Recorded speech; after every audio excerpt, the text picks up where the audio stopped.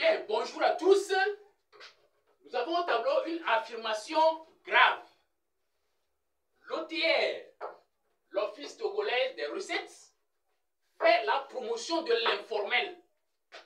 Vous voyez que cette affirmation est contradictoire à l'être même de l'OTR.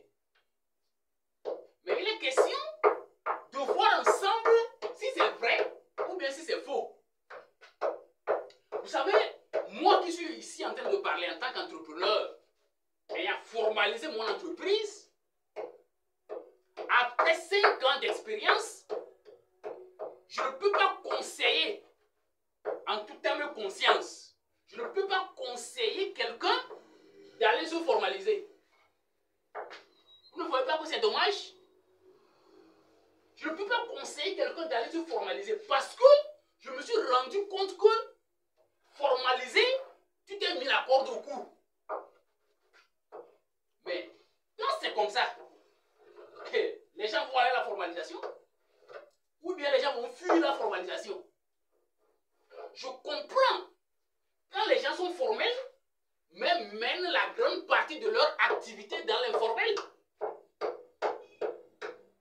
Quand tu veux être juste, quand tu veux être vrai, tu ne peux pas avancer dans le système actuel, dans le fonctionnement actuel de l'OTR. Quand tu veux être vrai, tu ne peux pas avancer. Si ce que je dis est faux, alors réfutez avec des exemples, avec des raisonnements rigoureux et sérieux. Et si ce que je dis est vrai, confirmez aussi avec des exemples et des raisonnements aussi justes, aussi sérieux que ça. Quand tu es formel, il y a la charge même de la formalisation, le coût de la formalisation qui est là, et il y a les charges administratives, il y a les charges financières, il y a les charges émotionnelles que tu transportes. Mais tu transportes tout ça là pour quel résultat? Pour quel avantage? On ne voit pas les avantages. Sur le terrain, les concurrents là, c'est ceux qui sont dans l'informel. Et eux ne supportent pas tout ça là. Ça veut dire qu'ils ont un peu plus de souffle pour faire face à la réalité du terrain. Mais toi qui supportes tout ça là, tu es déjà essoufflé. Alors sur le terrain, ceux-là qui sont dans l'informel vont te battre. Parce que l'OTR ne combat pas les informels. L'OTR appelle à la formalisation oui, mais ne combat pas l'informel. Ça veut dire qu'au finish, tu te formalises, tu te fragilises d'une certaine façon parce que tu augmentes tes charges, mais tu n'as pas des avantages. Donc face à quelqu'un qui ne sait pas formaliser, mais tu es faible. Tu es faible. Alors que ça doit plutôt être une force.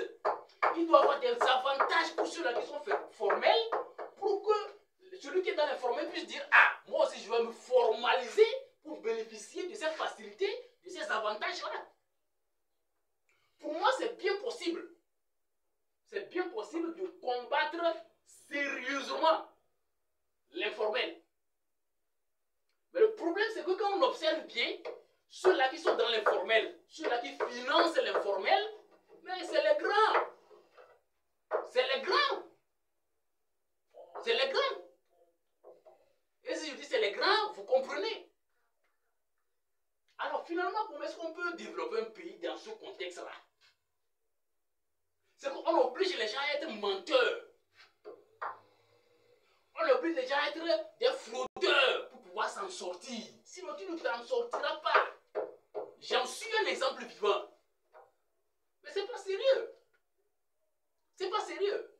Alors, chers amis, donnez-moi vos points de vue par rapport à cette affirmation, par rapport à ce sujet, afin que l'on puisse avoir des éléments sérieux et rigoureux qui permettront de faire des plaidoyers au niveau du sommet, afin que l'on puisse revoir leur façon de fonctionner, leur mode opératoire, pour faciliter la vie à ceux-là qui se formalisent, afin que la formalisation puisse être non juste un truc, un protocole, juste, je ne sais pas, que ça puisse être une réalité. Que ça puisse être une réalité. Il y en a qui font la formalisation, après, on laisse tomber et on est dans l'informel. Parce qu'on ne supporte pas. On ne peut pas supporter. C'est insupportable. Alors qu'on peut faire autrement. On peut faire autrement. Nous reviendrons pour des propositions et tout, mais le fait même comme